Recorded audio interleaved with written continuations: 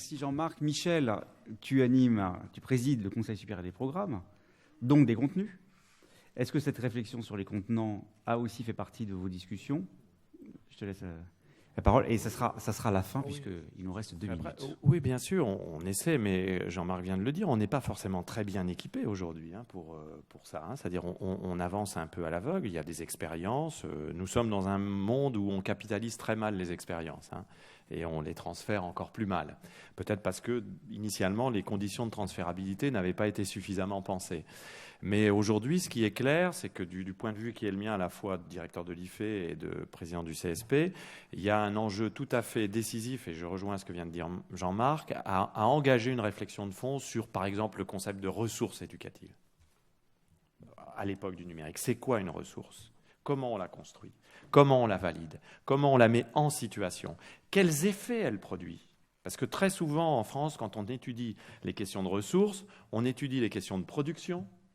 Et puis après, une fois que c'est fait, les effets, si je puis dire, on ne s'en soucie guère. Or, c'est là où ça commence à devenir intéressant. Quels effets ça produit au juste sur ceux qui l'utilisent? En retour, qu'est-ce que cela modifie chez celui qui produit cette ressource, une ressource numérique étant en principe quelque chose qui évolue en permanence. Donc voilà, un enjeu très fort, trop peu aujourd'hui investi, y compris dans les appels d'offres expérimentaux ou innovants de l'ANR ou même du CGI, c'est quelque chose qui est trop peu investi, la question de la ressource, parce que c'est quelque chose qui interroge toute la chaîne de production, d'utilisation. C'est vraiment quelque chose de très longitudinal, de tout à fait passionnant. Autre cas qui participe un peu de tout cela, je suis très navré que les universités n'aient pas suffisamment investi la question de l'EPUB, du livre numérique.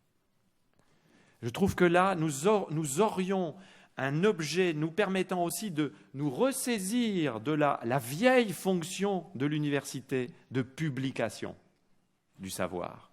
Ah, c'est vrai, la première fois où j'ai discuté avec des experts du livre numérique, ils ont commencé à me parler cross-média, transmédia, EPUB 2, EPUB 3.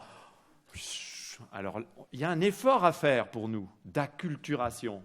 Jean-Marc le cite souvent, cet effort d'acculturation nécessaire. Mais il faut le faire, parce que là, il y a un enjeu absolument décisif. Tu viens d'en parler, Jean-Marc, je ne reviens pas là-dessus. Parce que les EPUB, c'est peut-être pour nous une manière de redéfinir aussi une de nos missions fondamentales en produisant une valeur ajoutée d'intelligibilité qu'aucune autre institution ne devrait être capable de porter à ce niveau-là. C'est une belle phrase pour en terminer. Merci beaucoup. Moi, je ne vais pas faire une synthèse. Il y avait beaucoup trop d'éléments et extrêmement riches. Je voudrais vraiment remercier nos 2 intervenants.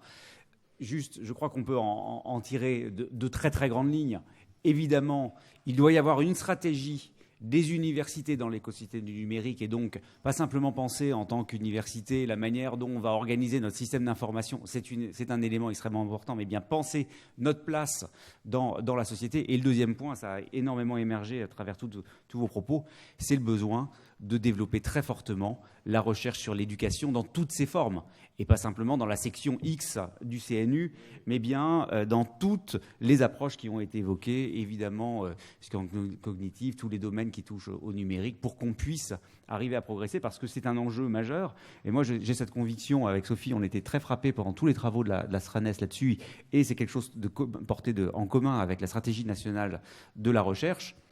Quand on voit les investissements qui sont faits aux États-Unis dans ces domaines-là, quand on voit que dès 2011, les États-Unis ont placé dans leur stratégie nationale d'innovation les technologies éducatives comme une de leurs 5 priorités, et quand on voit la faiblesse que nous avons aujourd'hui, eh bien, je crois que nous avons évidemment du souci à se faire, parce que les pays qui seront les plus en pointe dans la compréhension de tous les mécanismes d'apprentissage, et quand on sait le rôle de l'apprentissage dans ce que Joseph Stiglitz appelle la société apprenante, eh bien évidemment, il y a un enjeu qui est décisif pour l'avenir de notre société, du développement économique.